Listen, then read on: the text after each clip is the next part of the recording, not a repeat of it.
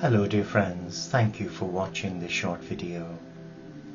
For those who don't know who this strange man is wearing what appears to be a frock, a dress, it's my tunic, my uniform, because I'm a member of the Teo community of Interfaith Franciscans, a lay monastic community of men and women that was inspired by Francis of Assisi back in 2006.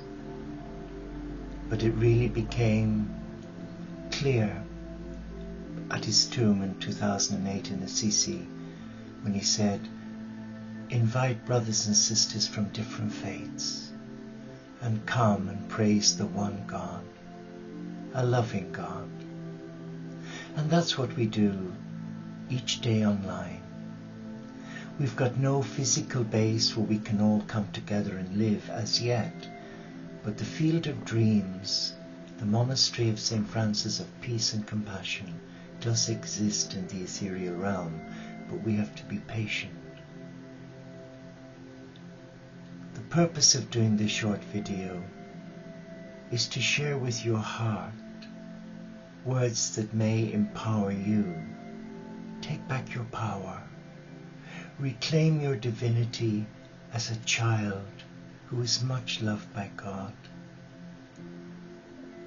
And I know as I say that,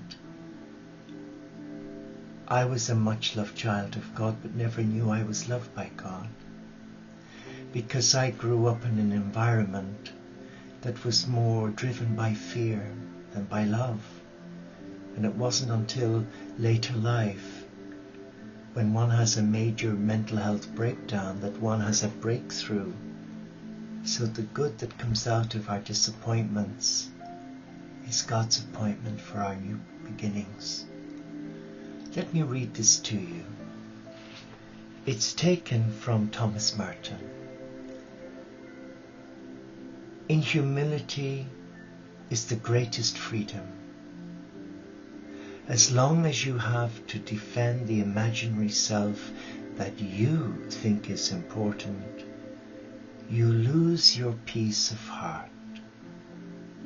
As soon as you compare that shadow with the shadows of other people, you lose all joy, because you have begun to trade in unrealities, and there is no joy in things that do not exist. What are those words saying to you? Well, they're saying a lot to my heart. Because for many of us, well, let's speak about me for a change. I've compared myself to so many others over the years because I never felt good enough, worthy enough. Both as a nursing monk and as a nurse, yes. And I allowed others put me down. I became their doormat because of my need to be accepted. Isn't that tragic? Yes, it is tragic. When you look around you today in this beautiful, beautiful world, and you see so many sad faces. Why are people today caught up in this conveyor belt to achieve greatness and success? You can't take it with you when you die. And when you see the faces of some celebs on the television at the Oscars or the Emmys. Oh yes, I do get to watch television. And you see them posing for a few minutes of fame, and they may have spent a fortune on their gown, their makeup, their hair. And when their name isn't called out as one of the winners in the categories, you can see that pretense smile. And you can see some of the reactions when someone they don't particularly like gets the Oscar or the Emmy Award. They're seething. with jealousy, with envy. Okay, they might be clapping their hands till they're red raw, but I guess there was a part of me that was envious and seething with jealousy when I was nursing in palliative care on night duty, where I was in a loveless relationship many years ago, and I was so unhappy because I was trapped. I wanted desperately to get out of it, and the harder I tried, the worse it got. And then came the great breakthrough. They found someone else. But the guilt, not my guilt, their guilt, when suddenly I find happiness. And then the tirade of you did this, you did that, you're selfish. Maybe I'm all those things. I'm not saying I'm an easy person to live with. But for the first time in my life, I can begin to say I love me. And I love my God without all the trappings, the incense smells and bells. I've done all that. And it did me no good, but it didn't do me much harm either. It just clouded my judgment and prevented me from embracing the true me. But so many of us are afraid to embrace our truth. We have this notion in our mind that we always have to have the stiff upper lip, the hair done, the makeup on. We have to wear masks, and they're masks of pretense. I know, because I had many myself. But the wonderful thing about when you surrender your heart to God, you don't become a born-again evangelical Bible-bashing thumping Christian, because I run away from them. Not that I dislike them, but they scare me, because there's so much emotionalism involved. And I'd rather keep things simple, and preferably devoid of all of that. Now that suits some people, but it doesn't suit me. I want to live a simple life. I want my pets, my hens and dogs around me. I do not want people who are loud, brassy, noisy, in conflict, in crisis, who refuse to listen to their heart, but who want to drain you with their stuff. They want to monopolize your free time by going on and on and on about their dramas. Sorry, I've no time for them. I will pray for them, but I've no time listening to all that dribble when I've heard it so many times before. And the purpose today is that we have to take our power back. We have to take responsibility for our life. But so many people are scared to take responsibility for fear they get it wrong, because they can't cope with the blame. So what? You make a mistake, you learn from it. And the hardest thing is picking yourself up and dusting yourself down. But I would never dream of saying to you, pull yourself together, because you're not a pair of curtains. You're a beautiful child of God. But revisiting that in humility is the greatest freedom. Are you humble, or are you proud, conceited, arrogant and deceitful? Do you always put yourself first? Me, I. They're the two words today that send shivers down my spine. I want this because of. Me. As long as you have to defend the imaginary self that you think is important, you lose your peace of heart. What's that saying? if you fall in love with your imaginary self and allow your shadows take away your peace, instead of facing who you truly are through the eyes of God's love,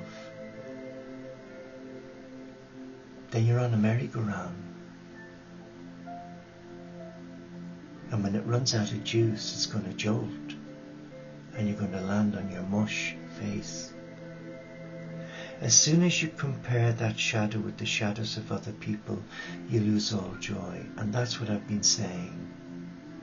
Why compare yourself to someone else?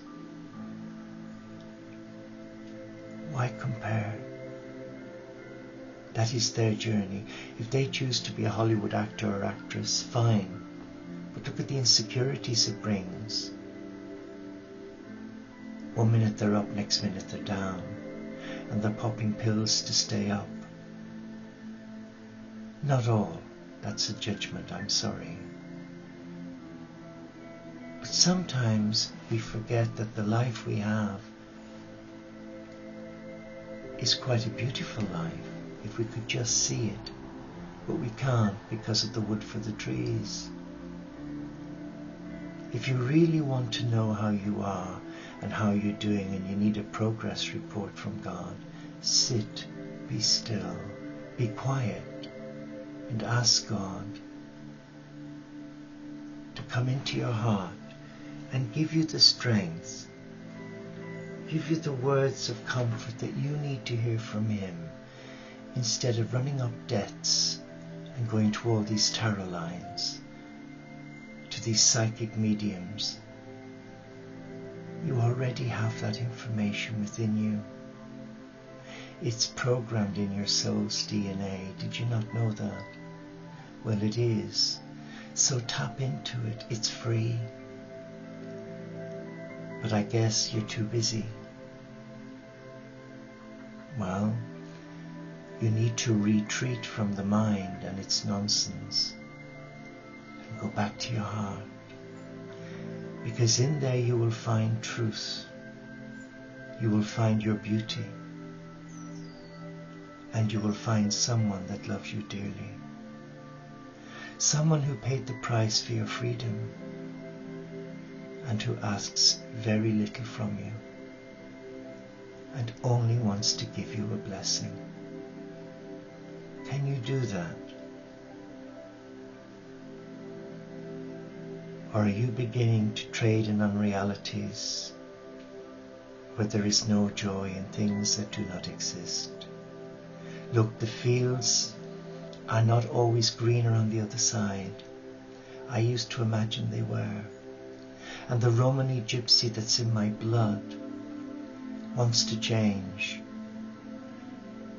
Yeah, I've wanted to escape many times from living a dull life. But when I look back, it wasn't dull. It was me. I had expectations that were not achievable. But I guess I was running away from the true me, because I got confused with the many faces and shadows and masks that I was wearing. In the end, I didn't know which was true and which was false, but now I do. And I'm not expecting you to like me, but I'm expecting you to love yourself. Fall in love with the divine within you. There is nothing to be afraid of. Many people think that because, oh, you're a monk, you've got to do this, that and the other. Well, maybe years ago, yes. But as a member of this amazing community that's online, we are responsible for how we live our life. There are no rules and regulations because we trust each person to honor their heart and to follow their own spiritual teacher, be they Buddhist, Hindu, Sikh, Christian, Jew or Muslim. All we ask is to try and see the divine in each child of God and to embrace one another in love. Thank you for watching. I hope my words have had some help for you. But let us just ask God's blessing. Father, Mother God, I ask you to bless those whom you guide to watch this video, that you will touch their hearts as you touch mine, and that you will allow them to see what they may not see or cannot see, and that one day they will know that you truly love them. God bless you. And know I'm there for you. And you can always contact me by email. Please take care of you. Because in the eyes of God you matter. You are precious. You are special.